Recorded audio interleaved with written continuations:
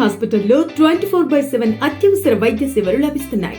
అధునాతనమైన పరికరాలు, advanced operation theatres, ICU, x ray, ultrasound lab, 30 bedded in patient సదుపాయాలున్నాయి. Laparoscopic, surgeries, delivery సౌకర్యాలు కూడా కలవు. అపార అనుభవం కల స్పెషలిస్ట్ డాక్టర్లు, general physician, gynaecologist, orthopaedist, paediatrician, urologist 24 గంటలు అందుబాటులో ఉంటారు. కావున అందరూ ఈ చక్కటి అవకాశాన్ని వినియోగించుకోండి. మరిన్ని వివరాలకు ఈ క్రింది నెంబర్లకు సంప్రదించండి.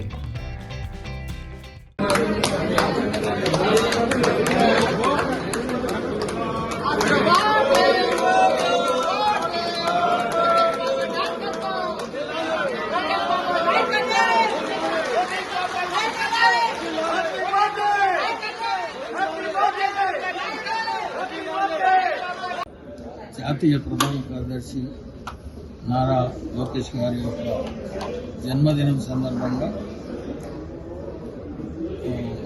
1983 జనవరి 23న హైదరాబాద్లోనే జన్మించడం జరిగింది. మరి ఆయన బర్త్డే రోజు ఈరోజు 43 సంవత్సరం. ఈరోజు ఏమైందంటే వసంత పంచమి వచ్చింది. అత్యంత పవిత్రమైనటువంటిది సనాతన ధర్మానికి. మరి అంతేకాకుండా ఈరోజు ఎక్కువ శాతం భారతదేశంలో మన తెలుగు రాష్ట్రాల్లో చిన్నపిల్లలకు విద్యాభ్యాసం కొరకు సరస్వతి మాత దగ్గర మరి విద్యా అంకురార్పణ చేస్తారు. ఇట్లాంటి పవిత్రమైన దినమునే ఈ జన్మదినం కావడం. అందులో ఆయన కూడా విద్యాశాఖ మంత్రిగా స్వామి వివేకానందుడు ఆయన భారతదేశంలో విదేశాల నుండి వచ్చిన తర్వాత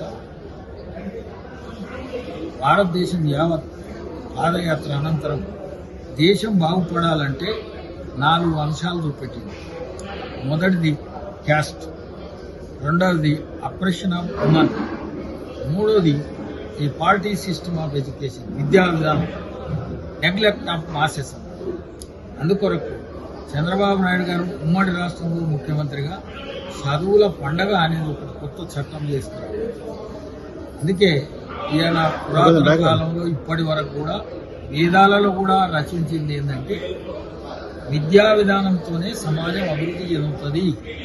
అందుకే మనకు స్వతంత్రం రావడం కూడా అనుకున్నంత విద్య లేదు.